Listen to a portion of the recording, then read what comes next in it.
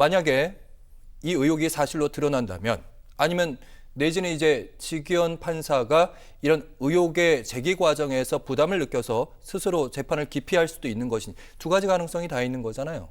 어떻게 보시는지. 그렇죠. 그러니까 일단 의혹이 제기되는 단계에서는 별도로 뭐 진행 중인 재판을 다른 재판부에 넘긴다거나 하는 그런 규정이 있지는 않습니다. 그리고 실제로 오늘 재판에 앞서서 본인은 어떤 법률의 규정에 따라서 공정하게 재판을 진행하겠다 이런 입장도 이제 밝힌 상태이고요. 그랬죠. 다만 이제 징계 절차에 착수가 된다면, 그러니까 징계위원회가 열리고 이런 일련의 징계 절차에 착수가 된다면 재판부가 바뀔 가능성도 있을 것 같습니다. 왜냐하면 소송 당사자가 기피 신청이라는 절차를 통해서 재판부 변경을 요청할 수도 있고요.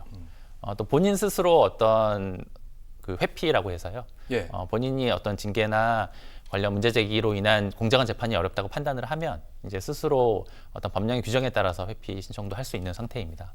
그리고 법원 입장에서도 의혹이 제기된 재판부가 하는 재판에 대한 국민적 불신 이런 것들을 고려해서 예. 어떤 자체적으로 조치가 이루어질 수도 있습니다.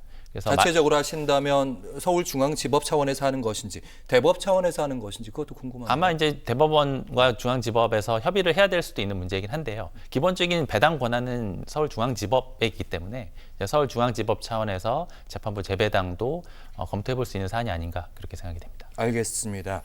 자, 그러면 이제 마지막 가는 경우의 수를 살펴본다면 의혹이 사실로 드러나고 그 방향으로 간다면 아니면 또 뭐 재판을 회피할 수도 있는 거니까요. 그 두 가지 가능성 모두 다 검토를 해본다면 지금 윤석열 전 대통령은 구속이 취소돼 있는 상태잖아요. 그런데 법원의 판단으로 다시 재구속도 물리적으로는 가능한 거 아닌가요?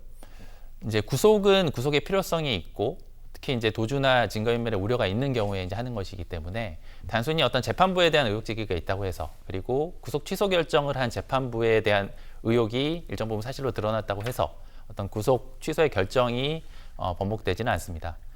이제 만약에 어떤 윤 전 대통령에 대한 어떤 구속은 이제 새로운 어떤 혐의로 기소가 될 경우에 이제 검사가 구속영장을 청구하고 법원이 이제 구속의 필요성이 있다고 판단되면 이제 구속을 할 것으로 보입니다.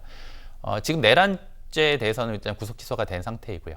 그리고 직권남용 권리행사 방해죄의 경우에는 별도의 구속 절차 없이 이제 기소가 된 상태이기 때문에 현재 진행되고 있는 수사 중에 이를테면 명태균 씨 의혹과 관련된 공직선거법 위반 그리고 정치자금법 위반 혐의로 기소가 되는 경우에 만약에 검사가 이제 구속의 필요성이 있다고 판단되면 영장을 청구하게 될 것이고요. 이제 그에 따라서 법원이 필요성이 있다고 판단되면 이제 구속이 이루어질 수 있을 것 같고 현재 제기된 의혹을 토대로 한 어떤 구속 취소 결정의 취소는 법리상으로는 가능한 절차는 아니라고 생각하시면 될 것 같습니다. 알겠습니다. 네. 명태균 씨 사건의 여파로 또 구속 영장이 청구될 수도 있다. 이런 말씀까지 들었습니다.